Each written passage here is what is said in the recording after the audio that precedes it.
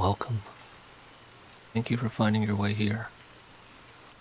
This is a place for anyone who needs a moment of solace. A place to just listen, relax, and let your world slow down for a bit. Settle in with me as we continue our journey through Pale Light's Book 1, Lost Things by ErraticErrata. Chapter 13. Lady Ferranda Villizer, wide awake and miffed at rats invading her camp, pointed her pistol at him. Though she must be a decent shot, Tristan was more worried by Sonale carefully aiming his long-barreled musket. Malani had a reputation for being good shots, and the same was true of a huntsman, a man who was not to be trifled with. Pressing his knife tighter against Lan's throat, he forced her to stand between him and the threats. Muzzles down, Tristan ordered, or I slit her throat. Ferranda, seemingly more at ease in hunting leathers than she had ever been on the Bluebell, laughed in his face. Go ahead, the infant said. She's not one of ours. That's unfortunate, Tristan admitted. Right? Lan complained. And here I thought we were getting along. The surviving twin had yet to even struggle against his grasp, not seeming terribly concerned with being his hostage. This doesn't need to turn violent, Sarai called out. We didn't come here to fight. He noted with approval that she still moved to get part of Lan in between her and the potential shots. Walk away, Sonale replied, and there will be no fight. The tall Malani had not moved an inch since shouldering his musket, barely even blinking. But Tristan could not afford to keep his eyes on him. Ferranda was beginning to slowly inch left, towards a better angle of fire. We can't do that, Tristan said. He took a half step back, moving to keep Lan in the way of both Ferranda and Sonale. The Infanzona stopped trying to flank him, for now. As a neutral and unconcerned party, Lan opined, I believe we should come to a peaceful resolution. She was unanimously ignored. We found this place first, Ferranda told him. By right, it is ours to use. The temple upstairs isn't fit for sleeping, Tristan replied. The stink is unbearable, and there's no door to keep creatures out. If the choice is between you and crocodiles in my bedroll, I'll take my chances here. He meant it, too. It might be best to feign backing down first so they could come back in a while with more muscle, but the thief would not risk sleeping upstairs. Brenda hesitated, which was unflattering to her stout face. She looked like she was biting down on a twig. She then shared a long look with her hired hand, who eventually nodded. We still have first claim, Brenda said. If you want to use this place, your group will have to pay in supplies. Group, she had said, which meant she knew it was not only he and Sarai. Tristan spared a moment to glare at a cheerfully unrepentant Lan. She had wasted no time in selling information on them all. I even gave them my best guess about your contract for free, he smilingly whispered. Because screw you, Tristan. Did you think I'd let you threaten me without paying for it?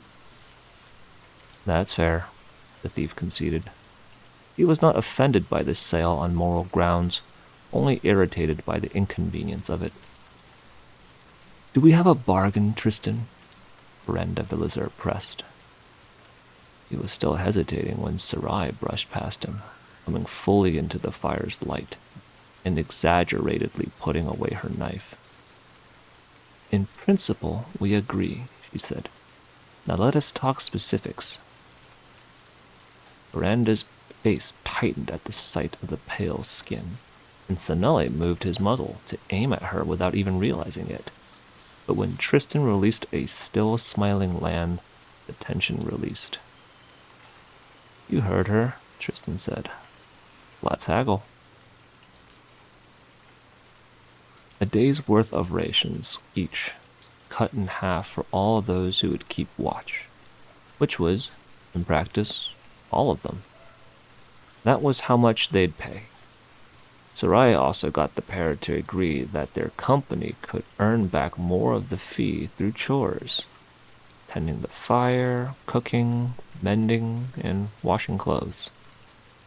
There was some discontent among their group at the prospect of playing servants to the pair when they outnumbered them so, but sheer exhaustion saw to it no one refused the terms.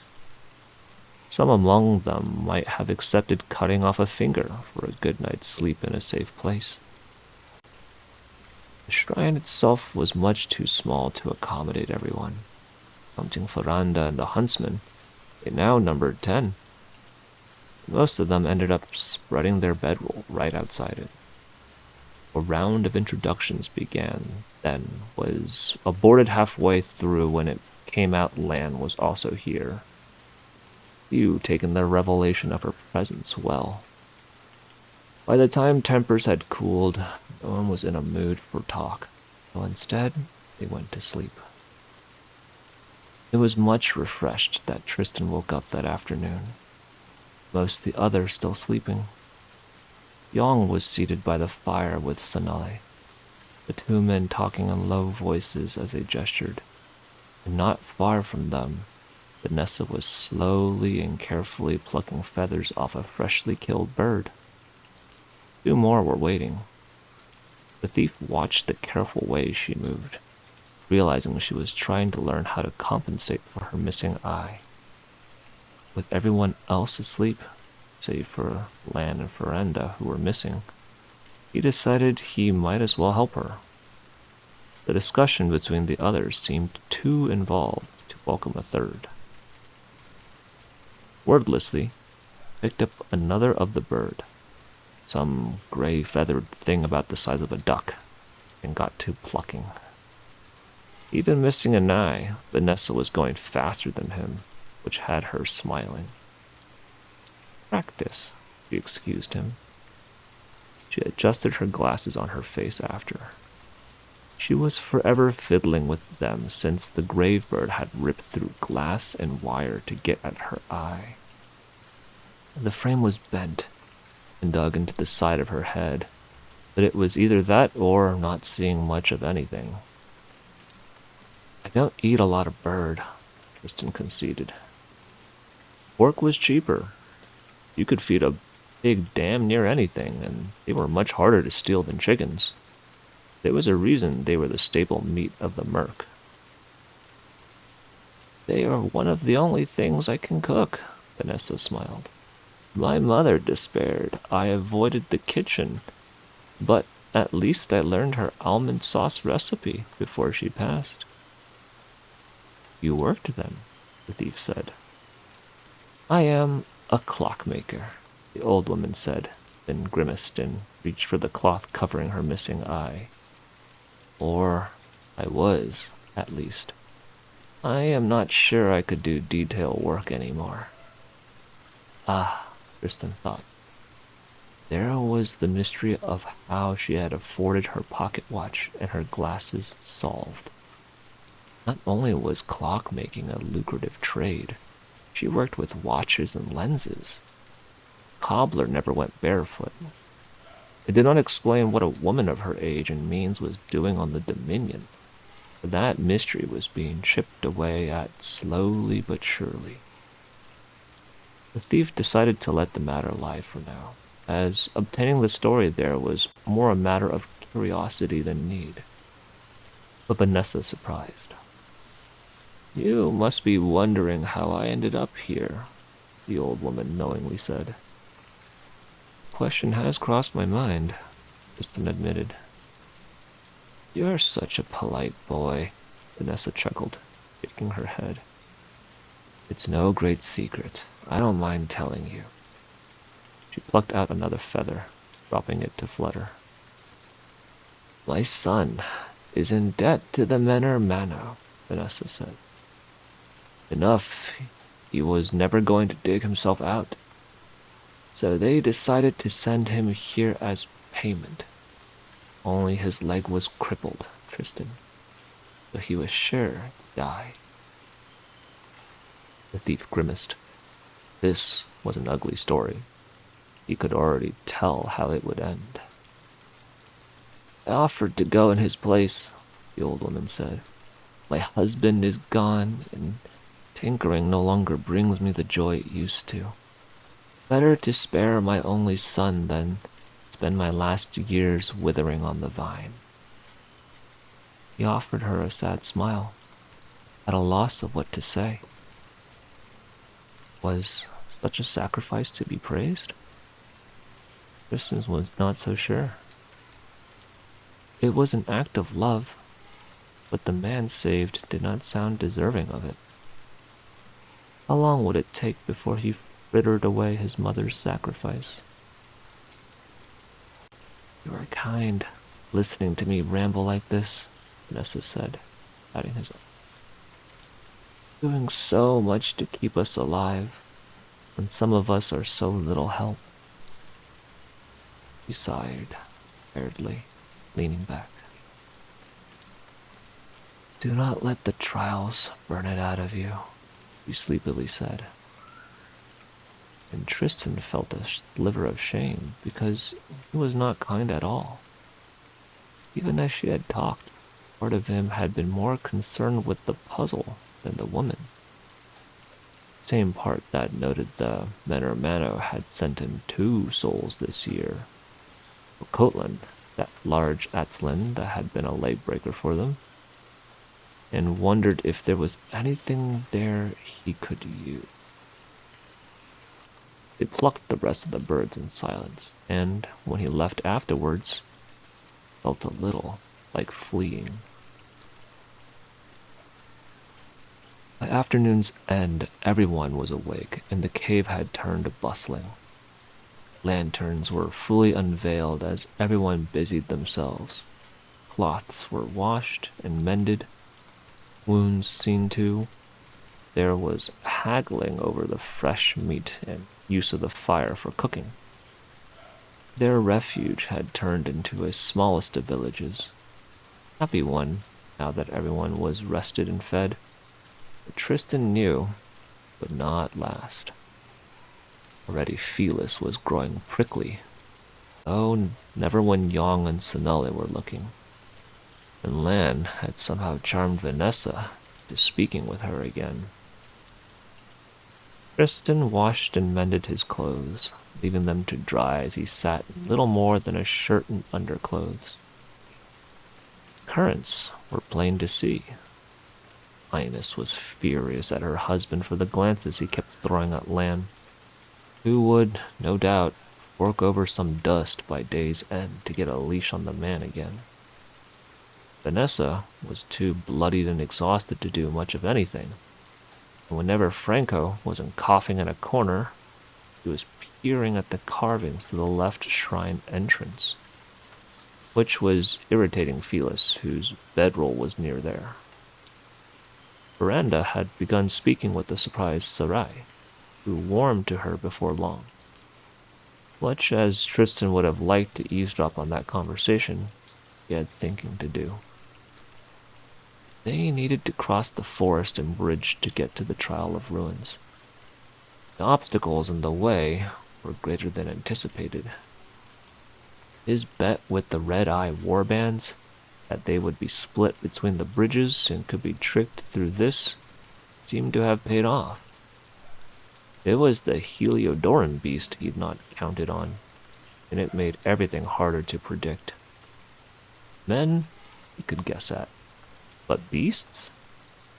He could not be sure when the monster would decide to wander off, what was keeping it here in the first place, and how the cultists would react to its presence. They were still around, Sanelle had seen their warbands searching the tall grass when he went out hunting, but the Milani could only speak to the surroundings of the temple. He had, wisely, not gone further than that. Meanwhile, the bridge was in the woods further north. Were there cultists there as well? Or had the Heliodoran beast driven them all off? Would the warbands in the grass immediately head for the bridge when the Lemure left? Were they already clearing out west towards the other bridge? Too many questions he did not have answers to. Instead of giving in to frustration, he followed Abuela's lessons and instead attended to unknowns he could find the answer to. There was no mending his medicine cabinet, not with the tools on hand, but the thief set about taking inventory of what remained usable, and fixing it up enough it wouldn't spill everything out. Tristan had already taken a first look when seeing to wounds earlier, but a closer look gave grim answers. Most of what he had left were poisons, which had been kept deepest in.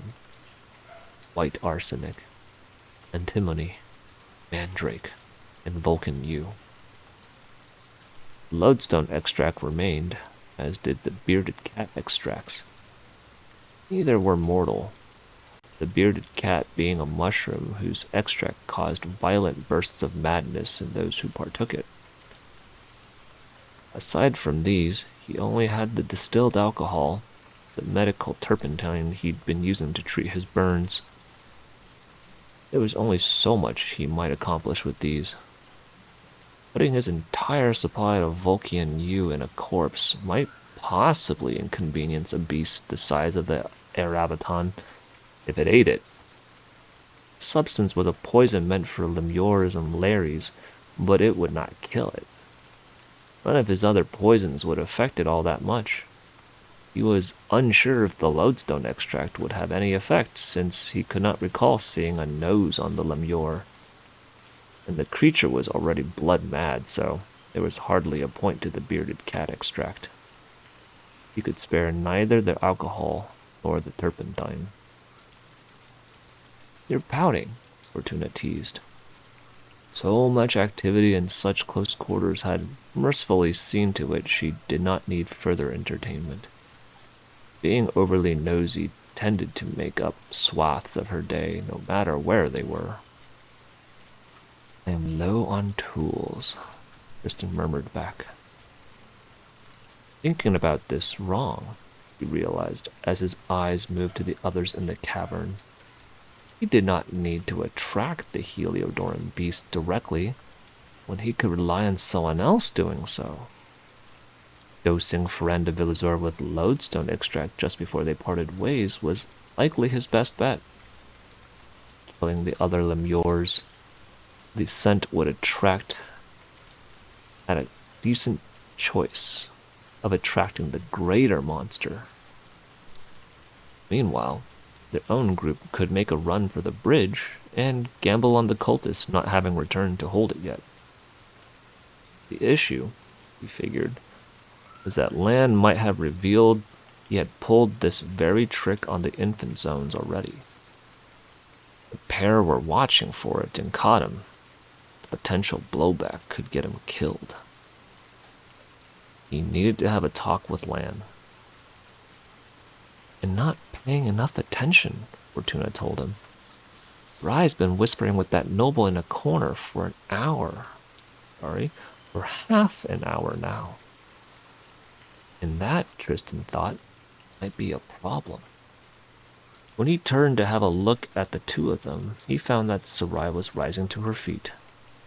Her gaze swept the cavern, lingering on him, and his stomach dropped. He could see where this was headed already. His companion did not waste much time, sparing only an amused look for the way he was sitting on his knees in his underclothes. "We should talk," Yang told him. "We should talk," Sarai told him. Yang, too. Tristan nodded, telling her he wanted to dress first to buy himself some time. Young had struck a quick friendship with Sanelle, which was good for them, but less so for Tristan. He could guess which way the Tianshi would be leaning in the conversation to come. 5 of them squeezed in around the small fire, given the run of the shrine by the others. Lan's sly offer to tend the flames for them was politely refused, for at least a little while. I have been speaking with Sarai, Lady Ferranda said, and it appears both our groups are intending to make for the eastern bridge. Their plans had hardly been a secret, and even if they had been, Lan would have already sold them. Tristan had anticipated that Ferranda Villazur would learn this. That much was no surprise. What he had not anticipated was that an infant Zona would deign to talk to a pale-skinned foreigner. Getting a hook in one of the 3 people needed convincing before their groups could ally. It would be sensible to attempt the crossing together, Sarai said. Between the cultists and the Heliodoran beast, we need all the help we can get. Sanelle met his employer's gaze for a moment, then turned and shrugged his agreement. A glance at Yong's face told Tristan that the Tianshi was about to agree. That may not be wise. He slid in before Yong could speak. A large group will make noise and draw attention. I hardly think, Ferranda Riley said, that it will be us 2 making that noise. Yes, Tristan thought, but if you come with us, I cannot use you as a distraction. His was a poor argument, and he knew it, so he turned the talk around instead. It is true, the 2 of you would have a better chance of sneaking through alone, the thief said. Which has me wondering what you gain by joining us. If he could not defend, best to make the enemy do so instead. Milani Huntsman fixed him with a flat stare, his bead-covered coat open at the front. Blades and powder, Sanelle bluntly replied. Thief almost grimaced. He lost that in a single exchange. The nest could only get you so far against pure candor. Rai is right, Tristan, Yong cut in. We need the help. I want 2 more sword arms with us if we stumble into a warband. And with Yong finally coming down on the side of the Alliance, it was finished. Tristan did not rule their company, and though he was one of its leading figures, so were the other 2. They agreed there was little he could do except leave. Continuing to struggle would only lessen him in the eyes of the others, so it was best to capitulate and move on. At least he could try to wheedle information out of this. Then it is settled, the thief said, shrugging his shoulders.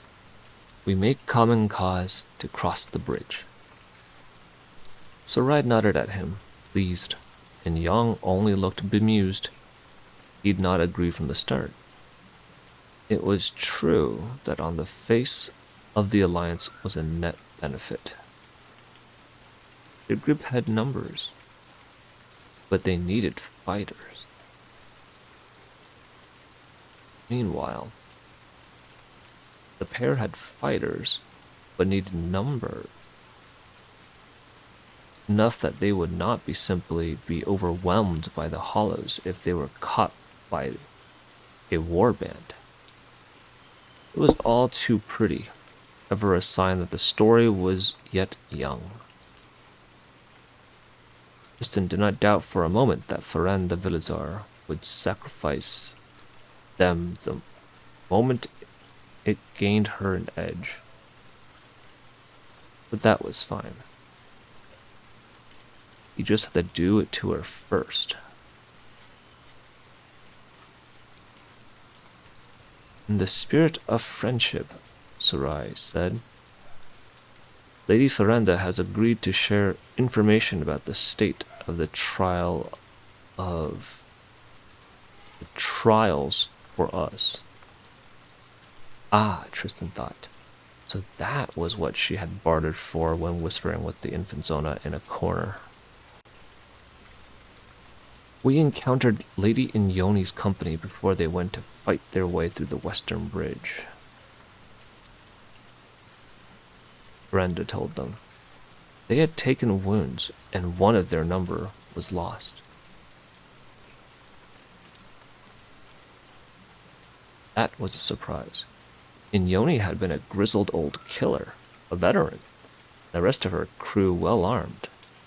2 more Malani of wealthy birth, a pair of Ramayans that proved skillful, and that bland Aztlan woman made for an impressive fighting crew. Perhaps the finest fighting force to emerge from those brought by the Bluebell. That this was even doubt could be explained by 2 words. Angharad Tredegar. Them yours? Tristan asked. Cultists, the infant Zona solemnly replied, shaking her head. But they did not strike alone.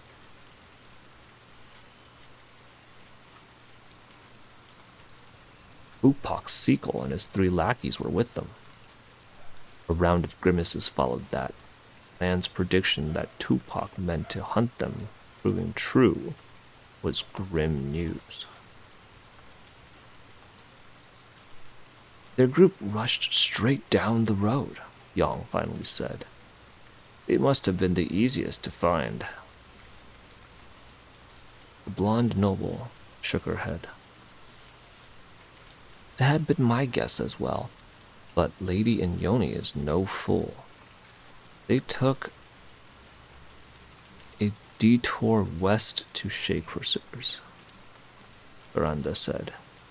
It was on their way back to the road that they were attacked. Tristan frowned. Then how did the cultists find them?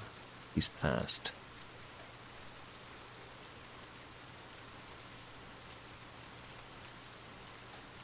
It would have been open grounds Inyoni's traveled, but though darklings could see better in the dark, and some colors were known only to their kind, their sight was not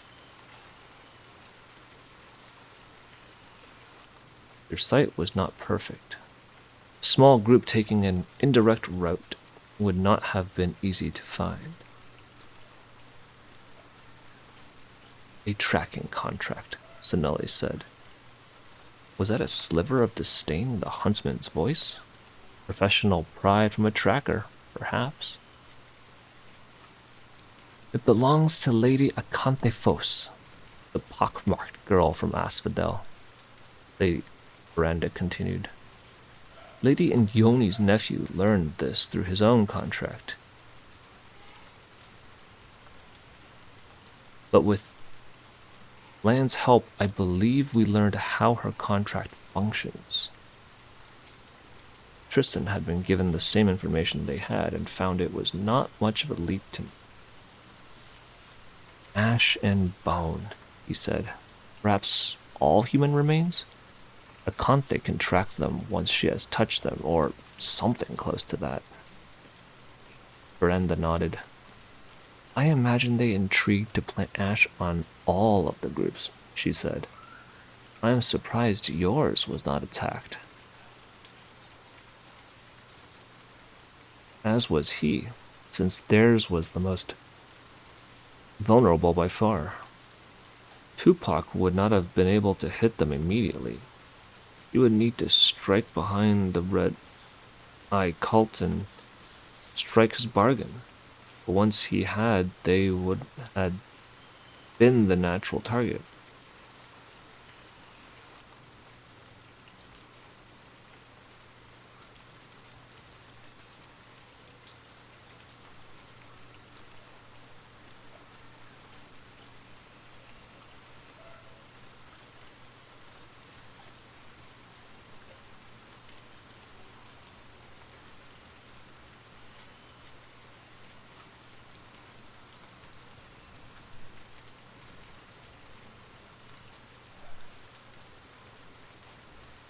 Their crew had been behind in Yoni's, which had been the first to leave, and high in numbers while low on fighters, like fodder for sacrifice.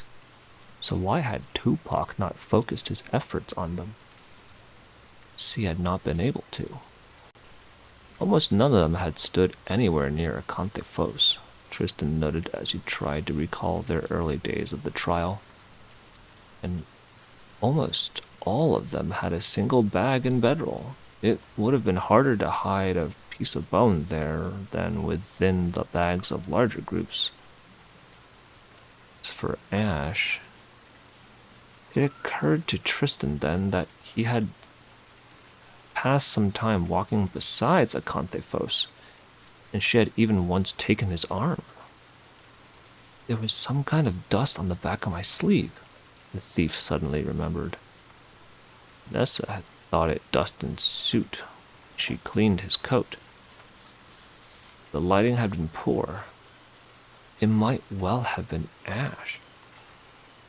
The older woman had rid his arm of it quite thoroughly, though, and with a shiver, Thief realized that Vanessa's small act of motherly kindness might have just saved all their lives.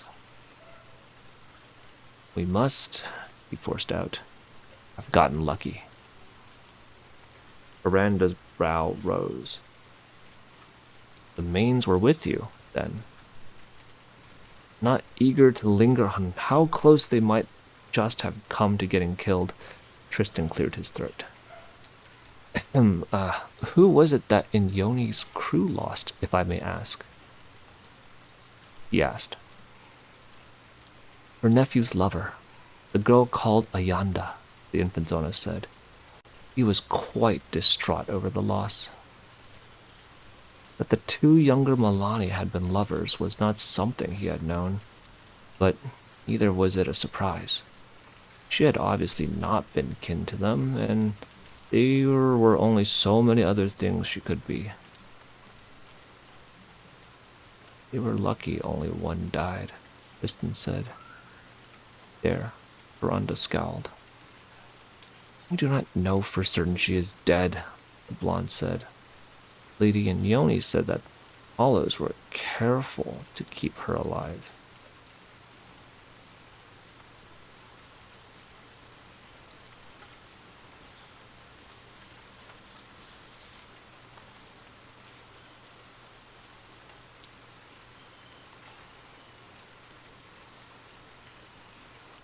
The watch warned us, Sinella evenly said.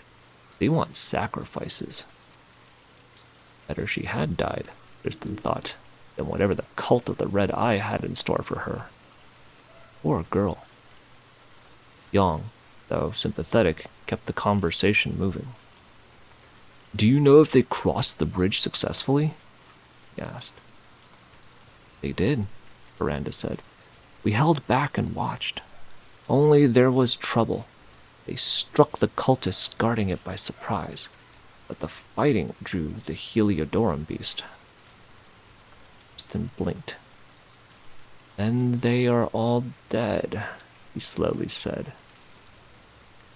Before it could reach them, the beast fell into confusion, the Infanzona said.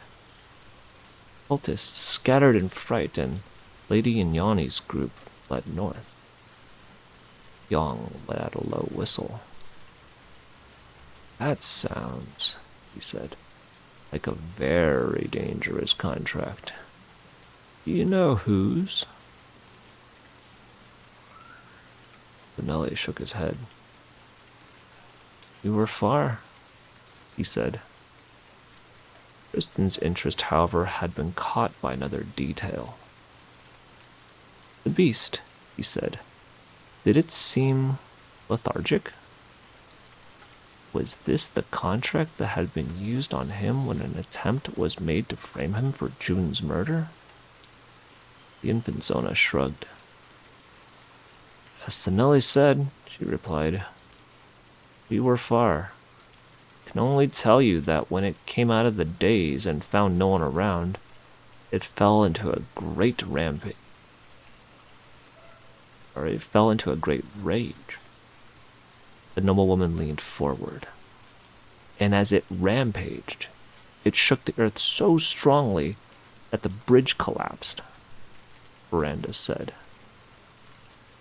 Fudge, Tristan thought. The bet he'd thought of had come true. In a way, in reverse.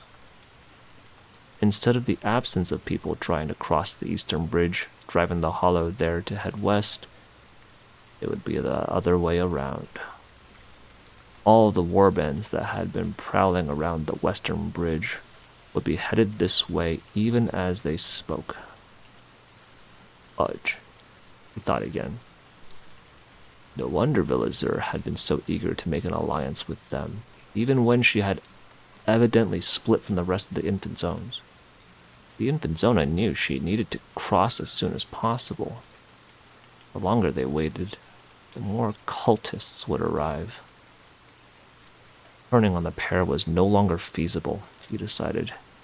He must act accordingly. When the beast wandered off, he said, did it appear to be tracking the cultists who fled? Miranda Villizer narrowed her eyes at him. It moved in the same direction as one of their groups, she acknowledged. Then her face hardened. Are you perhaps thinking of using lodestone extract? There was a flat, accusatory note at the end. So, Anne had talked. Miranda's displeasure was understandable. She had been among those his ploy was to burn, or perhaps even had burned. Regardless, Tristan met her brown eyes without shame. There's nothing to fear from me this time, Villizer, he replied. You are no longer attempting to use us as bait. He had acted out of vengeance, it was true, but also out of practicality. The infant Zona's lips thinned in anger, but she did not argue the point.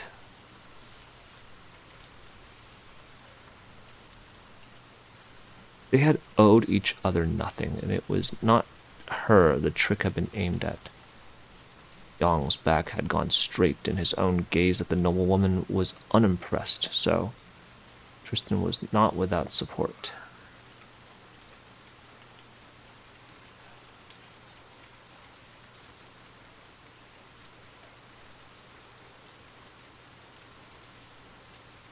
Aravatans see odors, Zanelli brusquely said.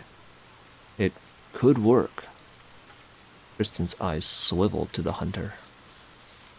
Lodestone extract smells like blood to Lemures, but it's not actually blood, he carefully said. Would that still fool it? The huntsman hesitated, then nodded. Tristan would have preferred greater certainty, but sensed it was the best he could get. Then we might be able to distract it, the thief said. It may chase us from there, Miranda warned. Better to have it somewhere we know than to be left wondering where it is.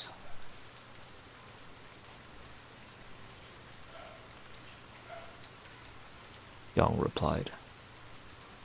We could try to attract it near the cultists, Sarai said. It would keep them both occupied while we make for the bridge. The thief blinked at her. That was bold, to say the least. He passed his hand through his hair, considering it just as the others were. It would be playing with fire, Tristan finally said. If they catch us planting that extract, if we get bogged down fighting them,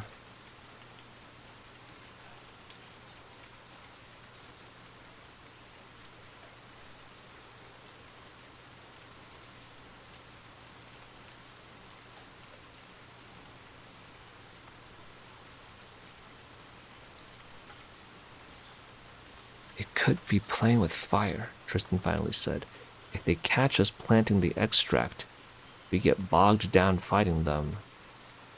None of them had gotten the massacre of the entire first wave of trial takers in exactly such a situation.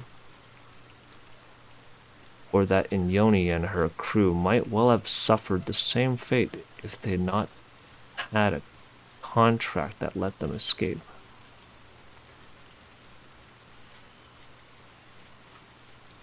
We would need to find a red-eye for that plan to be an option at all, Yang pragmatically said.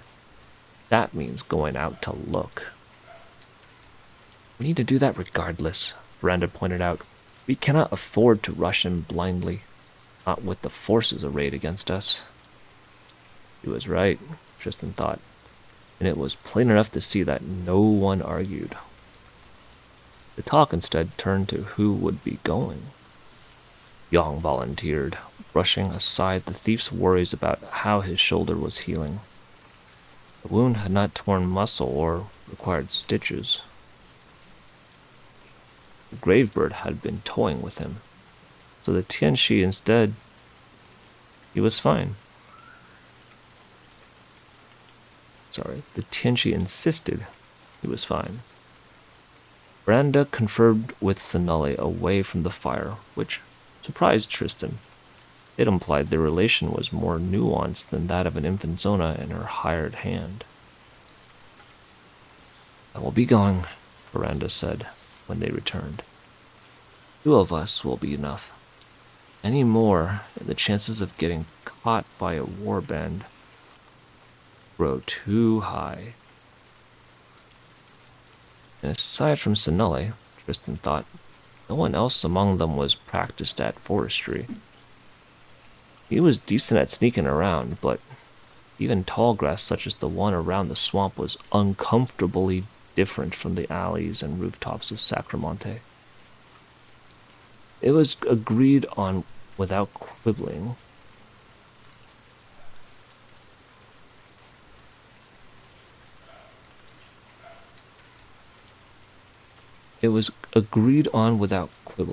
The dangers had their way cooling any desire for argument, and after all that they broke the news, the rest of their company, if Yang and Lady Veranda came back with the right news, then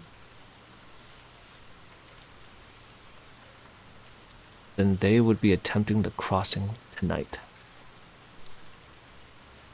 Everyone began to pack the moment the pair disappeared into the passage. Mood was subdued, even Felix keeping his peace. Though from the sudden loose shoulders on the man, Tristan figured that might have something to do with licking up some dust.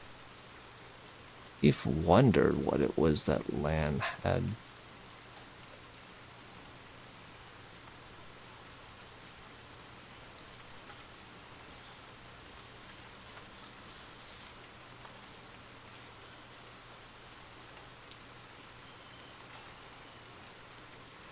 And finally figured that might have something to do with licking up some dust. The thief wondered what it was that Lan had demanded of him in exchange. As for the Meng Xiaofan dealer, his idle suggestion that she be left behind had been refused.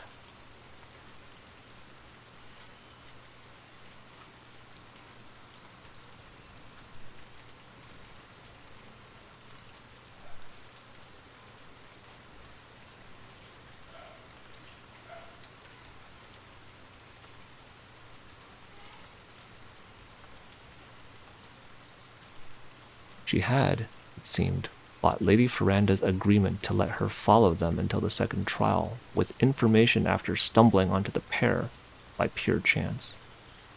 Tristan would not call a woman who'd lost a sister only days ago lucky.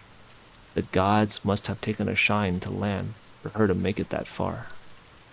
That, or she had been sitting quiet on a contract. Just between them rats, he could admire how well she had played her rather lacking cards. Lan was a poor fighter, had displayed no contract, and was openly unreliable in the face of danger. Yet with only wits and a penchant for digging into other people's things, she had been able to bargain her way to safety again and again. That was something worthy of respect, even if he did not particularly like the woman. Respect and some wariness. Neither were the kind of people to hold a grudge over the kind of clawing they'd done at one another, but it would not do to forget that they were far friendly. About a quarter hour into packing his belongings, Sarai came to find him. It was idle chatter at first, but he noticed she was keeping an eye on how close other people were. As soon as she was sure no one could overhear, the talk changed. "You meant to use the lodestone trick again," Sarai quietly said. "On them. It's why you were against us allying." It was tempting to lie, but he bit down on the instinct. He had already extended trust. He would not keep doing so blindly, but withdrawing it just as blindly would be equally foolish. "It struck me as the most likely plan to work," Tristan said. "It was a wash the moment they got Lan to talk," she replied, shaking her head. The dark-haired woman looked uncomfortable. "I thought your enmity was with the Serdan," she continued. "Not all infant zones." The thief hesitated again, but he could see what silence would cost him here. No one wanted an ally that was a rabid hound, which murderous hatred of all the nobles of Sacramonte might as well make him. "It is Cosme of Flor I most want dead," he admitted. "The brothers are ledger work, payment against an old debt." "And Ferranda Villazur?" Sarai pressed. "I have little against her," he shrugged. "I believed the pair would go their own way, which made them a sensible target." "You still opposed the alliance when I was bringing it forward," he pointed out. "And I still would, had I not learned of the other bridges breaking," Tristan frankly replied. "People will die on this crossing, Sarai. If I have a choice, I would rather it be them than us." All the red-eye warbands rushing their way tilted the odds against anyone being able to sneak through, enough so that additional swords were worth more than a distraction. If the pair could be used for their blade, other dupes used as a distraction, Sarai's suggestion, then that plan was superior. But it was also only viable now that they had skilled trackers other than Yong out trying to find Darkling encampments. Sending out alone a wounded Yong, who even in such a state was their best fighter, would have been rolling on bad odds. Sending a potential liability with him would have been even worse. Sarai's blue eyes stayed on him. She slowly nodded. "Good," he said. "Worth staying allied with," he meant. He would not say he was relieved, but neither would he deny it. "Veranda parted ways with the other nobles before your lodestone trick had effect," Sarai said. "Their plan was to climb the high road using a contract and then march across the island unhindered, but there is no telling if Lemures attack them first." Tristan almost cursed. Of course the infant zones had come in with a cushy plan that put them right out of harm's way, while everyone else died beneath them. Lodestone extract would largely stop smelling after a day, so if they had made it up on the aqueduct, it would be safe by now. There would be no telling until the second trial then. And there I will have to act. They will be able to slip away before the third. "One more reason to make it to the Trial of Ruins," he simply replied. He made sure to incline his head in thanks, acknowledging that she had most likely looked into the fate of the Serdans for him. He smiled back, licking his shoulder. "Mayhaps we'll be lucky, and they'll have eaten at least one out of the three," he said. The thief smiled back, almost wonderingly. not so much at the thought as how she had said it. We'll get lucky. Let only him. The implicit promise there, without her having ever asked why he wanted any of them dead, was measure for measure. That was how Sarai dealt. He had told her the truth of what he wanted, though she had offered her help in achieving it. There was something so terrifyingly straightforward about that he ended up shying away from meeting her eyes. He had an ulterior purpose in these trials, he reminded himself, and admitted as much. It would be dangerous to be entrusting her too much. Sensing the mood had changed, Sarai took her leave. It left Tristan to finish packing his bag and rearranging the broken cabinet so that nothing would come out spilling where it dropped. Left him alone with his thoughts. Also, or more accurately, his thoughts and one more thing. She would make a good priestess, I think, Fortuna mused. You must ask her if she gambles. The goddess was sprawled theatrically across a flat stone, red dress flowing down artfully as she rested her chin against her palm. She was the very picture of imperial leisure, missing only servants to fan her and feed her grapes. Of course, he lied. Golden eyes narrowed at him. Are you pouting again? The goddess asked. You know, it is only charming if done once in a while. Otherwise, it is the province of toddlers. He rolled his eyes at her. It is only unease, not pouting, Tristan said. I feel... Tuna snorted. I knew you'd get like this about someone actually liking you, he smugly said. It's all the amusement you refuse me when you get stab wounds. Tristan made sure no one was looking his way before glaring at her. You're inventing things, he said. This has nothing to do with Sarai. I never said her name, Fortuna smirked. It was implied, you pile of bad decisions, he hissed back. It's this plan, Fortuna. It is all wrong. The goddess gracefully shifted into a sitting position, legs over the edge of the stone, and her mood turned serious so swiftly he had no idea if she had been faking the taunting before it. Gods, she had always been like this. Sometimes she made him feel like he was still a boy. What about it rubs you wrong? She asked. Having to answer her forced him to think it out, to truly look at what it was that bothered him. It is not the kind of method I like using, Tristan finally said. It is barely a plan. It relies on assumptions. Even if it works perfectly, it will be risky, and we are making too little use of the time we have before it begins.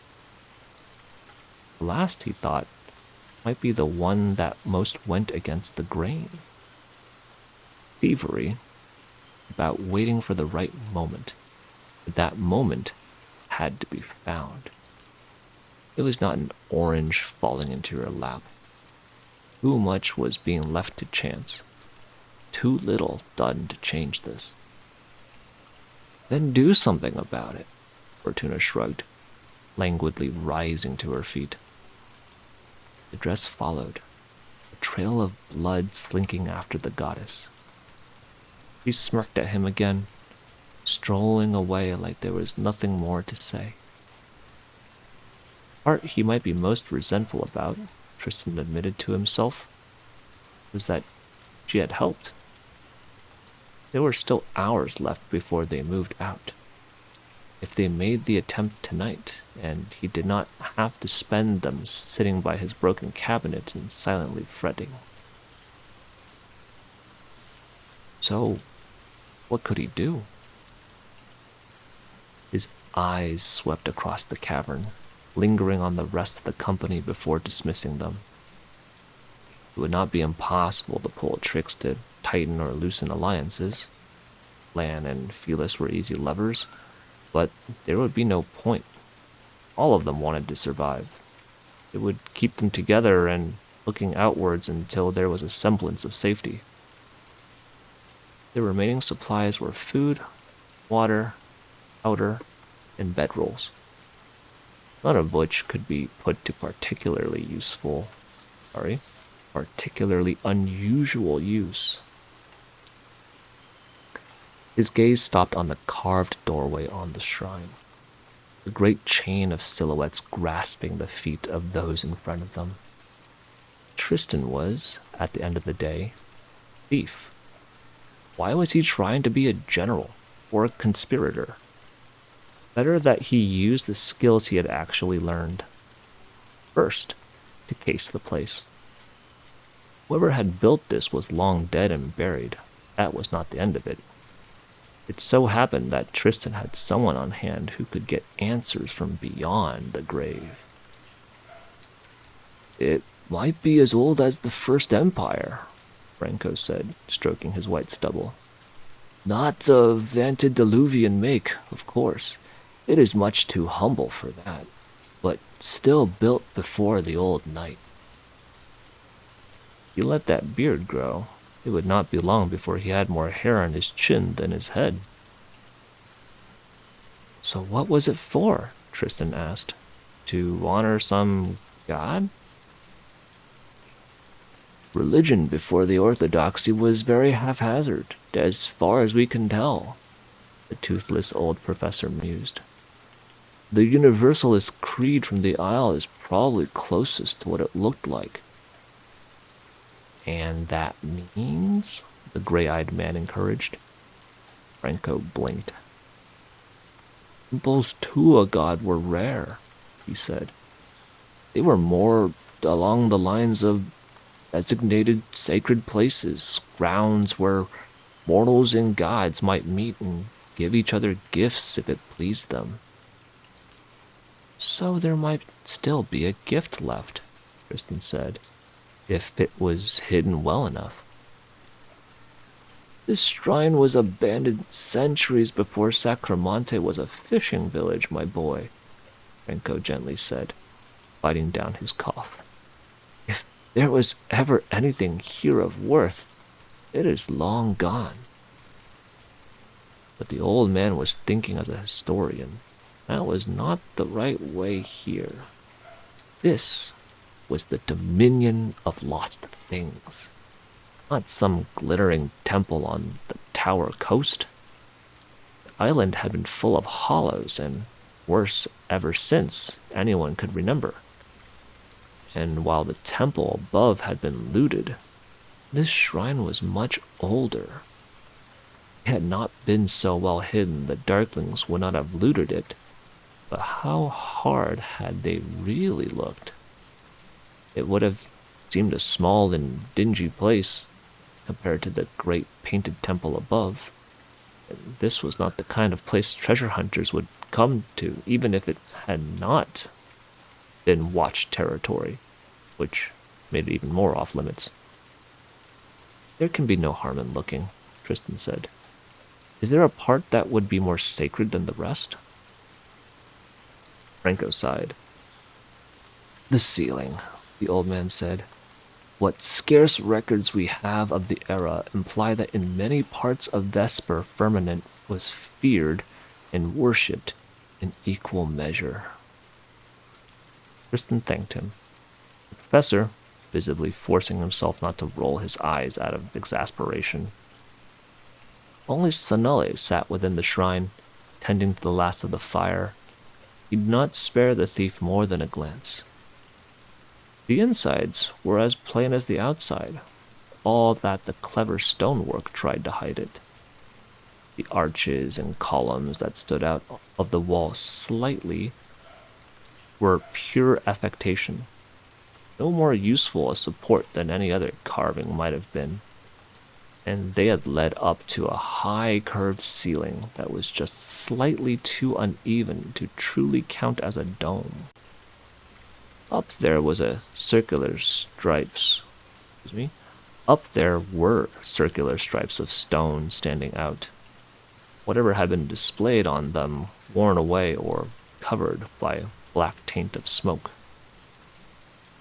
At the apex of the almost dome was a full circle of the same motif as the threshold. Silhouettes grabbing the feet of others, and a hole in the stone the size of a man's head. It went up like a pipe, and was the reason a fire could be lit in a place small as this shrine without choking everybody inside. On the ground, there were three broken altars, or so he guessed.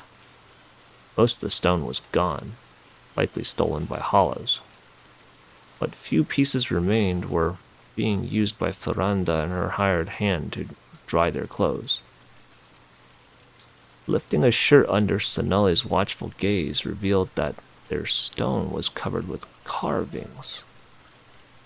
Still, the silhouettes. "What are you doing?" Sonali asked. The man was looking at him with a frown. "Looting the shrine," Tristan frankly replied. Huntsman considered that, then nodded. "Good luck." The thief grinned back, then let his gaze drift back up. Franco had said the ceiling would be important, but even without the old man, Tristan would have begun with looking there. It would have been the most difficult part of the shrine to make, and in the builder's place, it would have been certain to add in a secret alcove or two.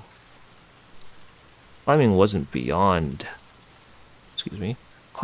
difficult beyond the strain it would put on his burns, which was enough for the thief to be swallowing a hiss.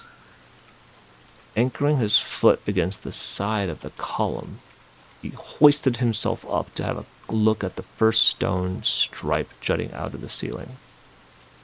It was, he found out with surprise, also adorned with the silhouette chain. Only the top of the stripe, so it would not be seen from below, but the motif seemed to be circling around the near dome ceiling. Ignoring Sonali's gaze, and now the people crowding the shrine entrance looking at him, the thief dragged his left foot up on one of the sculpted arcs and used the leverage to pull himself further up. From there, he had a better vantage of the stripes, which he saw were all carved with the chain in the same place. There was a detail to it. The way the chain was facing, it seemed to be encircling the ceiling through the stripes, circling outwards like a fan. Circling upwards like a spring. "Franco," he called out. The old man brushed past the land to come into the shrine, looking as if he did not know whether to be impressed or appalled. "You're going to break a leg for the grand prize of dust," the professor told him. The thief ignored that with the practiced ease of a man living bound to a goddess that could not be silenced. "There's a pattern to it," he said. "I need you to look at the carvings outside, around the door. Is there a beginning and end to the chain?" Franco sighed, but did look intrigued. More importantly, he inspected the carvings as he'd been asked, returning with surprise on his face. "There is both," he said, "and the end sneaks past the top of the threshold as a small line, continuing inside a carving behind a ridge." "Where does it lead?" Tristan asked. His arms were beginning to cramp, but he held himself tight. "The floor and then nowhere," the old man said. It is still a dead end. Now, maybe. But had it always been? The tiles of the temple upstairs had been ripped off the floor and walls, so it might well have been the same down here. Part of the chain was gone, but perhaps not all of it. The altars, Kristen said. They had markings too. See where they lead. Nella was interested enough by the spectacle to agree to remove the drying clothes. But Franco clicked his tongue after going around looking at them. Their labor had, Tristan saw from the corner of his eye, drawn most everyone else as an audience. Few looked excited, more amused. Too much is gone, the scholar said. The altars connected to each other, I think, and perhaps headed for the back wall. I cannot be certain with what little is left. The back wall was something Tristan could work with. From up here, he could see where the angle might have been, and there was a carved column leading into an arch facing more or less where the altars would have been. Moving in that direction across the top of the arches, he crouched down to have a closer look. No trace of the chain anywhere near the ground. But atop the curve of the arc, under dust he rubbed away with his thumb, he found the carved chain. Bottom was worn away, but it was facing upwards, towards the first of the stone strips encircling the dome. Found it, Tristan triumphantly said. It had been as he suspected. The chain began outside, passed through the altars, and then slowly rose up to the sky, only to lead at a final destination. The smoke hole, which might have had another purpose after all.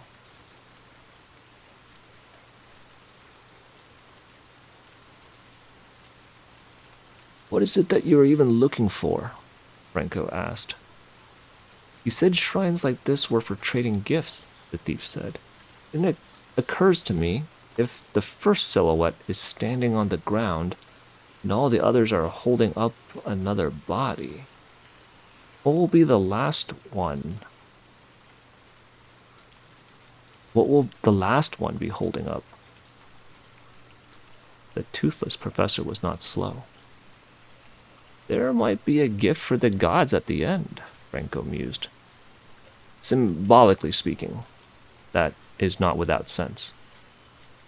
The difficult part was getting up there, and as the old man's warnings had not been unsound, if he fell badly from this height, the thief would break something.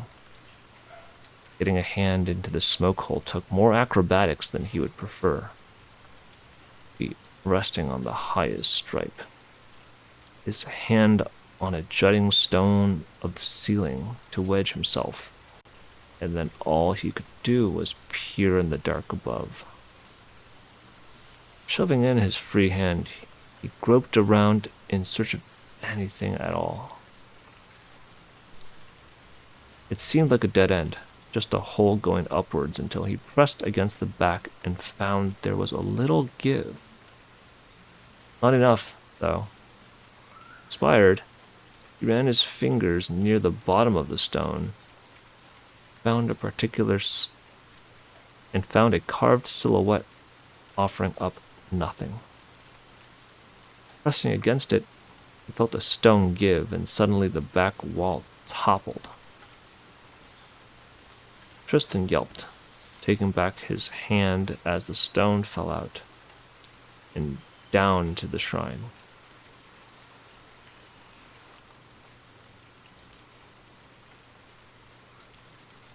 Franco shouted a curse when it almost fell on his head, but the thief's attention was on the hidden compartment he had revealed.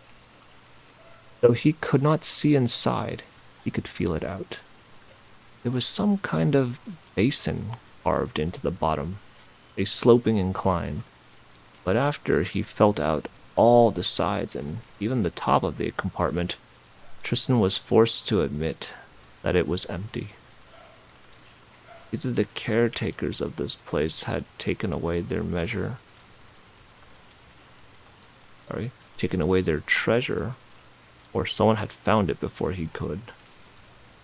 Enthusiasm dimming, he carefully made his way down. He still slipped, footing giving way against the side of the column, but by then he was close enough to the ground he was able to fall without even a bruise to show for it. Still hurt, though, almost as much as Franco's gentle smile. As the thief rose to his feet and brushed himself off. "I told you it was unlikely," the professor said. "Besides, it is already impressive that you found the hidden compartment." In sharp contrast to the old man's attempt at comfort, Tristan saw from the corner of his eye that Fortuna's head was popping out of the smoke hole, long golden hair falling like a curtain. He still managed to look down at them contemptuously, like some queen granting audience to vagabonds. Tristan thought that was when it fell into place. "Chain goes both ways," Eve said, cutting through whatever Franco had been saying. The old man frowned. "Fussing over this will do you no good," he said. Tristan turned gray eyes on him. "You said it yourself," he said. "The gods gave gifts as well as received them. If there was something at the end of the chain, there should be something at the beginning, too." He would have been willing to look for the first link in the chain himself, but despite his open doubts, Franco led him to it.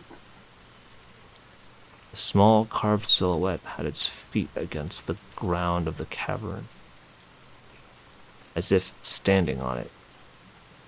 Tristan pressed against it. Nothing gave. Blew at the carving, finding that there were the smallest fracture lines between the first silhouette and the stone around it. Could have been time's work, he thought, but it might not be.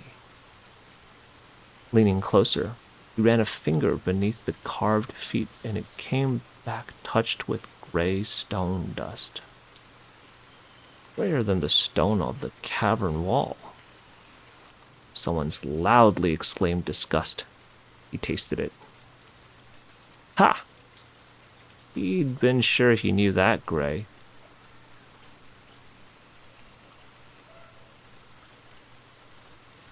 "There is nothing," Franco said.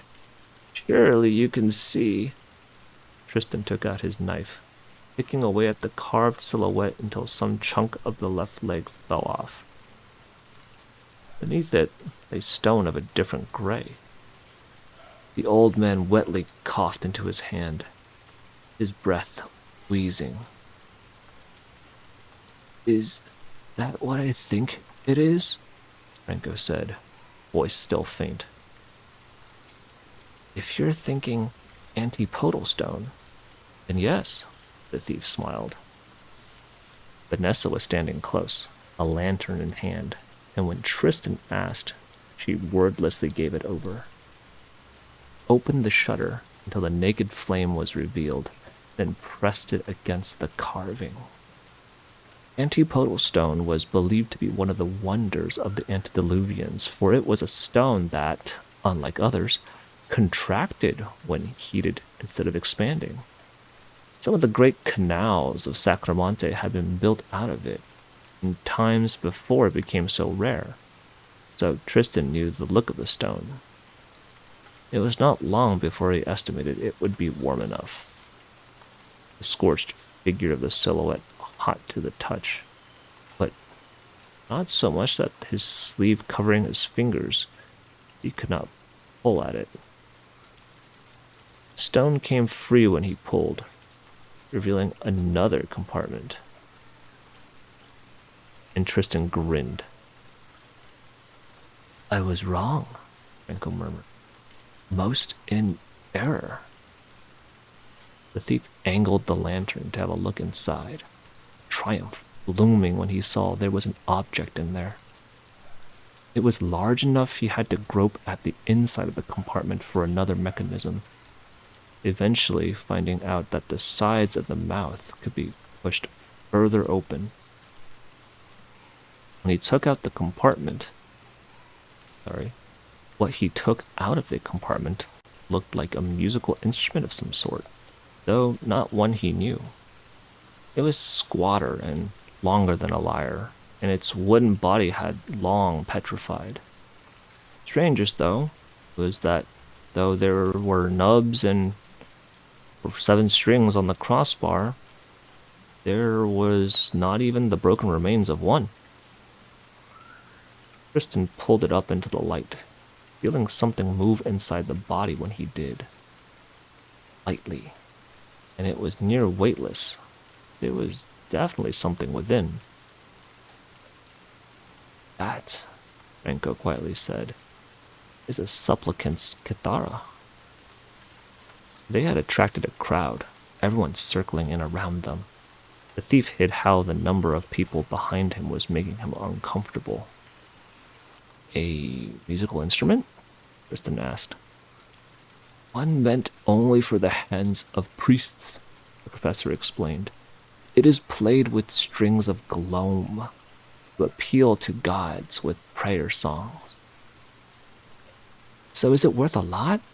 Lan asked, leaning past Vanessa. More than a few considering gazes turned on the Cithara at the question.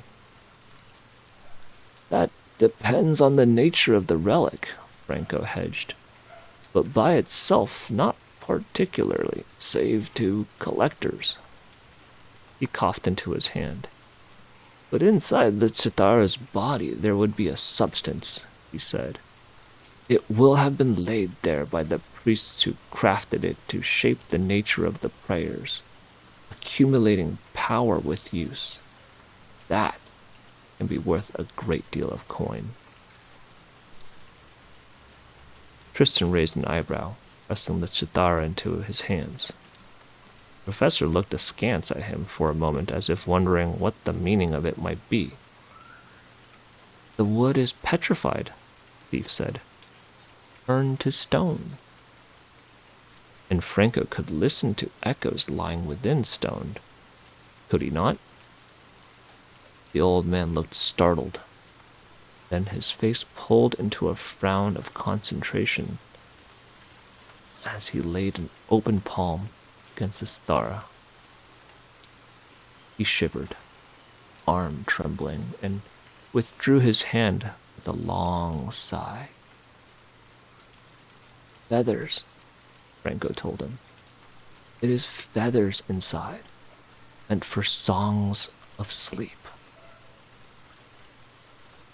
And so by the time Yong and Ferranda returned, bringing word they had found cultists, so their group was to try the bridge tonight, Tristan Abrascal was smiling. He had a plan.